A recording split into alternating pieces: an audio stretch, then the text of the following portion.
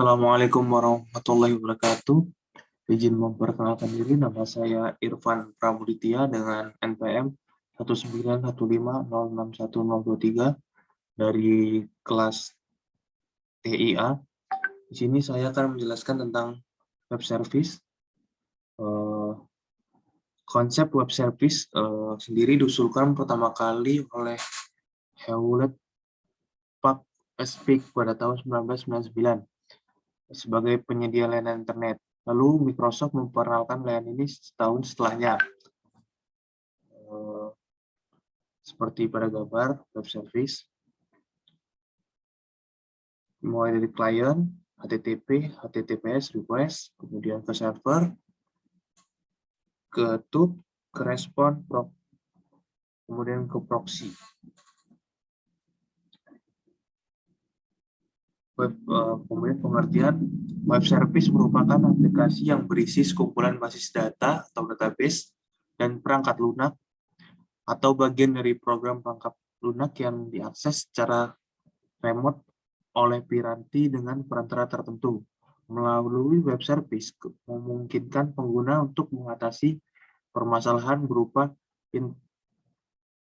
interoperability dan mengintegrasikan sistem berbeda. Kemudian, pada umumnya, web service memiliki ciri khusus berupa URL layaknya web. Yang membuat perbedaan adalah interaksi yang diberikan oleh web service itu sendiri. URL pada web service hanya mengandung kumpulan informasi perintah konfigurasi atau sintaks yang berguna untuk membangun fungsi tertentu dari aplikasi. Web service mampu menukar data tanpa memandang sumber database atau bahasa yang digunakan dan pada platform apa data tersebut dikonsumsi. Kemampuan itulah yang memungkinkan web service menjadi jembatan penghubung untuk berbagai sistem. Contoh kasusnya adalah saat pengguna ingin mengetikkan alamat URL dari website untuk melakukan request pada layanan yang tersedia dari website tersebut, lalu sampailah permintaan tersebut ke server yang dituju. Kemudian dengan sesegera mungkin server akan memberikan respon yang dapat disajikan menjadi laman web. Inilah hubungan antara klien dan server yang umumnya terjadi pada sebuah website. Sedangkan pada web service, hubungan antara klien dan server dijembatani oleh berkas web service dengan format tertentu, sehingga akses database tidak ditangani secara langsung ke server, melainkan melewati perantara web service terlebih dahulu. Kemudian manfaatnya, yang pertama, interoperabilitas web service.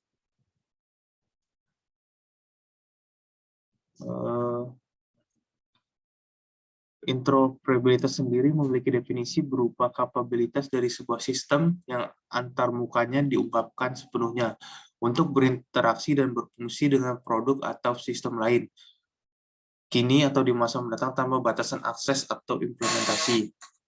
Kemudian protokol standar. Web service adalah sebuah layanan web yang memiliki standar industri dan komunikasi, layanan transportasi, pesan XML, deskripsi layanan, dan service discovery layer yang telah menggunakan protokol yang didefinisikan dengan baik oleh protokol snack layanan. Standarisasi protokol stack sendiri memiliki keuntungan seperti pengurangan biaya karena kompetisi dan meningkatkan kualitas atau bisnis.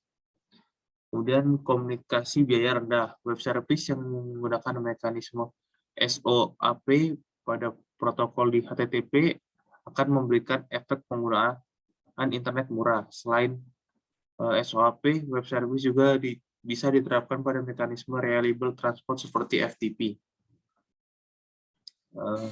Kemudian memperlihatkan fungsi pada jaringan. Web service memungkinkan unit kode yang terkelola dapat digunakan secara remote dalam pemanggilan HTTP. Sistem tersebut dapat diaktifkan dengan menggunakan request melalui HTTP. Web service juga memungkinkan pengguna untuk mengekspos suatu kode melalui jaringan. Kemudian ada REST API.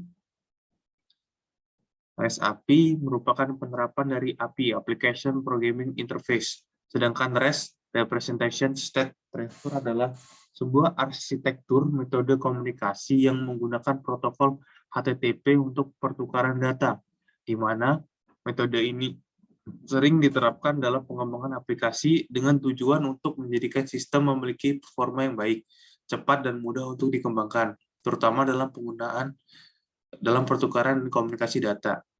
RESTful API memiliki 4 komponen penting. Yang pertama, URL design, HTTP verbs, HTTP response code, format response.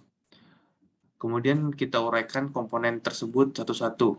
URL design. RESTful API diakses menggunakan protokol HTTP. Penamaan dan struktur URL yang konsisten akan menghasilkan API yang baik dan mudah untuk dimengerti developer. URL API biasa disebut endpoint dalam pemanggilannya. Kemudian HTTP verbs, setiap request yang dilakukan terdapat metode yang dipakai agar server mengerti apa yang sedang di-request klien. Kemudian ada GET.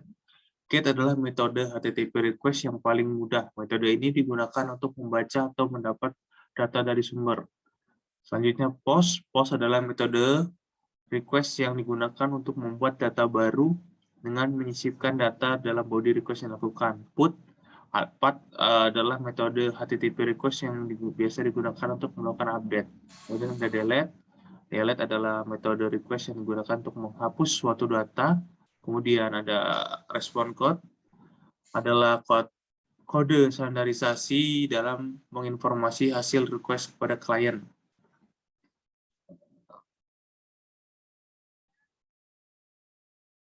Selanjutnya, API dapat dikatakan RESTful jika memiliki fitur sebagai bawah ini: client server, stateless, dan cacheable. Demikian presentasi yang dapat saya utarakan. Kurang lebihnya saya mohon maaf. Bila banyak kesalahan saya mohon ampun kepada Allah. Wassalamualaikum warahmatullahi wabarakatuh.